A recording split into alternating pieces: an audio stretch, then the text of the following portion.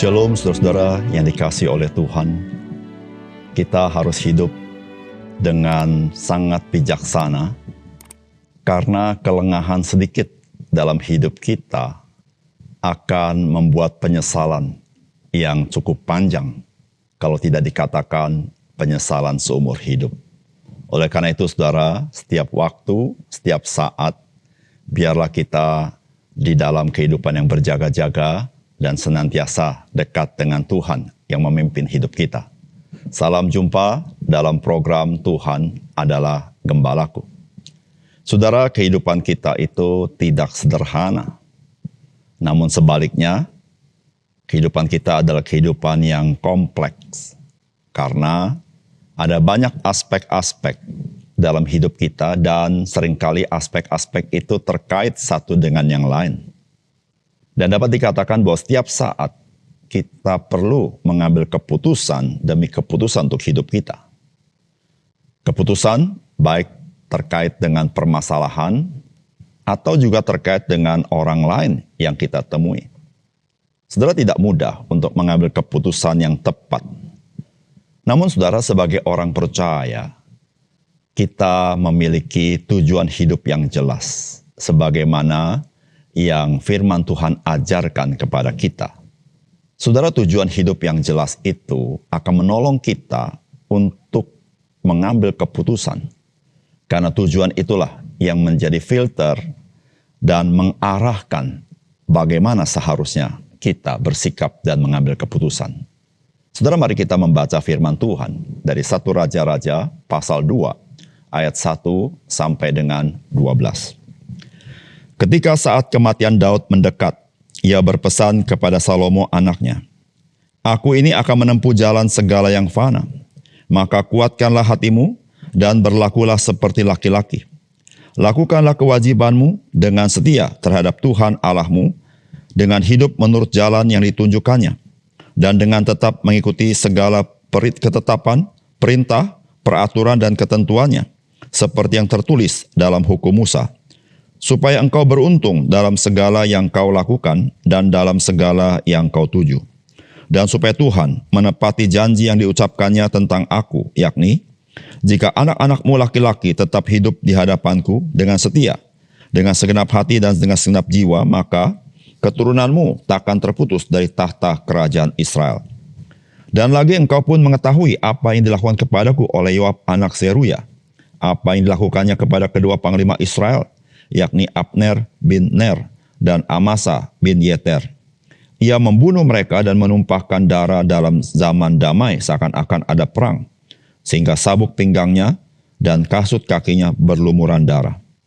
Maka bertindaklah dengan bijaksana dan janganlah biarkan yang ubanan itu turun dengan selamat ke dalam dunia orang mati. Tetapi kepada anak-anak Barsilai, orang Gilead itu haruslah kau tunjukkan kemurahan hati. Biarlah mereka termasuk golongan yang mendapat makanan dari mejamu, sebab mereka pun menunjukkan kesetiaannya dengan menyambut aku pada waktu aku melarikan diri dari depan kakakmu Absalom. Juga masih ada padamu Simei bin Gera, orang Benyamin, dari Bahurim. Dialah yang mengutuki aku dengan kutuk yang kejam pada waktu aku pergi ke Mahanaim. Tetapi kemudian ia datang menyongsong aku di sungai Yordan. Aku telah bersumpah kepadanya demi Tuhan, takkan kubunuh engkau dengan pedang. Sekarang janganlah bebaskan dia dari hukuman, sebab engkau seorang yang bijaksana dan tahu apa yang harus kau lakukan kepadanya untuk membuat yang ubanan itu turun dengan berdarah ke dalam dunia orang mati." Kemudian Daud mendapat perhentian bersama-sama nenek moyangnya dan ia dikuburkan di kota Daud. Dan Daud memerintah orang Israel selama 40 tahun. Di Hebron ia memerintah 7 tahun dan di Yerusalem ia memerintah 33 tahun. Salomo duduk di atas tahta Daud ayahnya dan kerajaannya sangat kokoh.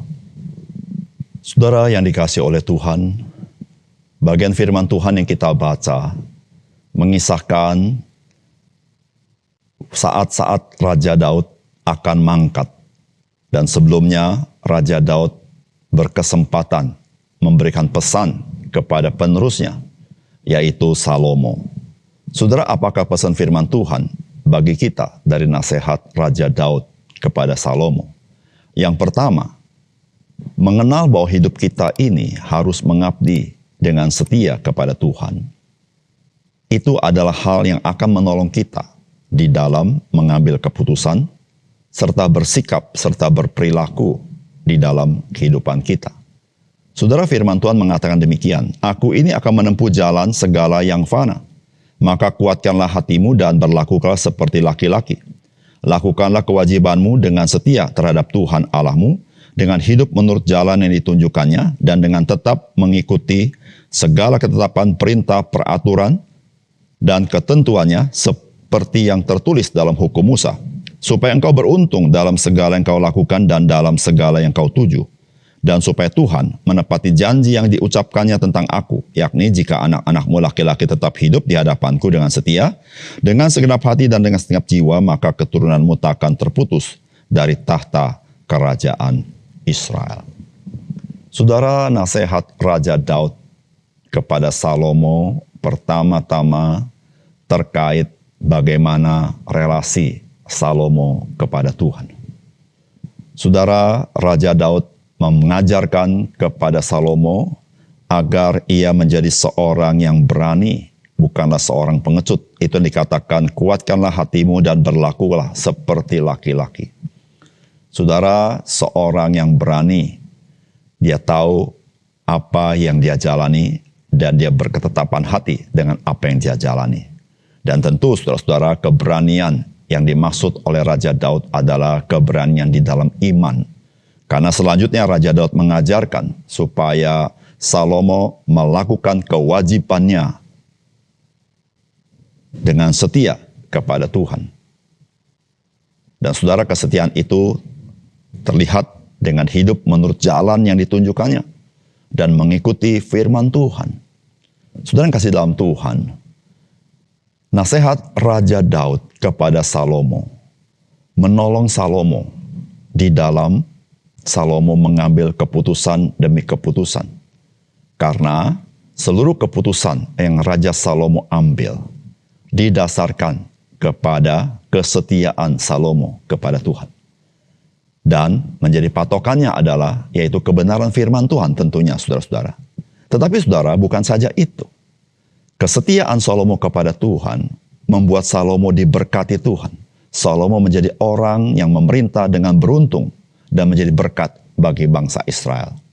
Saudara, di sini kita belajar satu hal, bahwa kehidupan kita yang tidak mudah, boleh dikatakan pelik, ada kalanya sulit, ada kalanya rumit, dan ada kalanya kita tidak tahu jalan keluarnya bagaimana. Namun saudara-saudara, kesetiaan kita kepada Tuhan, pengabdian kita kepada Tuhan di dalam arti kita mau menurut apa yang menjadi petunjuk Tuhan dan menuruti firman-Nya. Saudara, itu semua menolong kita sehingga kita tidak salah di dalam mengambil keputusan. Bahkan saudara, Tuhan memberkati, menjadikan kita beruntung. Saudara, Alkitab mengatakan bahwa firman Tuhan itu adalah pelita di dalam kehidupan kita dan terang di dalam jalan hidup kita. Saudara, oleh karena itu, saudara yang kasih dalam Tuhan, marilah kita sebagai orang percaya mengambil satu tekad, keberanian, bahwa kita akan setia mengikut Tuhan. Saudara, tekad seperti ini menolong kita di dalam mengambil keputusan dengan bijaksana. Meskipun keputusan-keputusan yang sangat sulit. Saudara, ada Tuhan yang akan memberkati kita. Ada Tuhan yang menolong kita ketika kita berjalan di jalan yang Ia tunjukkan. Yang kedua, saudara, kemurahan hati itu harus berjalan bersama-sama dengan kewaspadaan. Demikian juga sebaliknya. Kewaspadaan haruslah berjalan bersama-sama dengan kemurahan hati. Saudara, firman Tuhan berkata begini, "Dan lagi engkau pun mengetahui apa yang dilakukan kepadaku oleh Yoab, anak Seruya, apa yang dilakukannya kepada kedua panglima Israel, yakni Abner bin Ner dan Amasa bin Yeter. Ia membunuh mereka dan menumpahkan darah pada zaman damai seakan-akan ada perang, sehingga sabuk pinggangnya dan kasut kakinya berlumuran darah. Maka bertindaklah dengan bijaksana, dan janganlah biarkan yang ubanan itu turun dengan selamat ke dalam dunia orang mati. Tetapi kepada anak-anak Barzilai, orang Gilead itu, haruslah kau tunjukkan kemurahan hati. Biarlah mereka termasuk golongan yang mendapat makanan dari mejamu, sebab mereka pun menunjukkan kesetiaannya dengan menyambut aku pada waktu aku melarikan diri dari depan kakakmu Absalom. Juga masih ada padamu Simei bin Gera, orang Benyamin dari Bahurim. Dialah yang mengutuki aku dengan kutuk yang kejam, Pada waktu aku pergi ke Mahanaim, tetapi kemudian ia datang menyongsong aku di sungai Yordan dan aku telah bersumpah kepada demi Tuhan, takkan kubunuh engkau dengan pedang. Sekarang janganlah bebaskan dia dari hukuman, sebab engkau seorang bijaksana dan tahu apa yang harus kau lakukan kepadanya untuk membuat yang ubanan itu turun dengan berdarah ke dalam dunia orang mati. Saudara, di dalam nasihat Raja Daud, maka nasihat Raja Daud bukan saja terkait relasi Salomo dengan Tuhan yang perlu dan harus dengan taat dan tekun Salomo ikuti. Namun Raja Daud juga memberitahukan kepada Salomo akan orang-orang di sekitar Salomo, yang juga sebenarnya adalah orang-orang di sekitar Daud.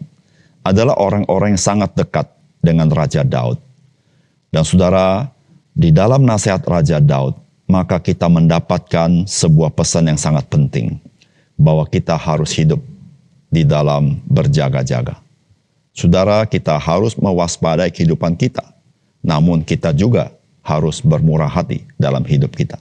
Saudara, di sekitar Raja Daud, ada orang-orang yang setia, namun ada juga orang-orang tidak setia. Ada orang-orang yang baik di belakang maupun di hadapan Raja Daud, tetapi ada orang yang di depan begitu baik, tetapi di belakang dia tidak baik. Saudara, disitulah Raja Daud mengingatkan Salomo apa yang diperbuat mereka kepada Raja Daud, mereka bisa berbuat kepada Salomo. Saudara, disitulah Raja Daud memperingati Salomo supaya Salomo mewaspadai orang-orang tertentu. Namun Salomo tetap harus bermurah hati kepada orang-orang yang lain. Saudara yang dikasihi oleh Tuhan, di dalam hidup kita ada berbagai macam orang dalam dunia ini.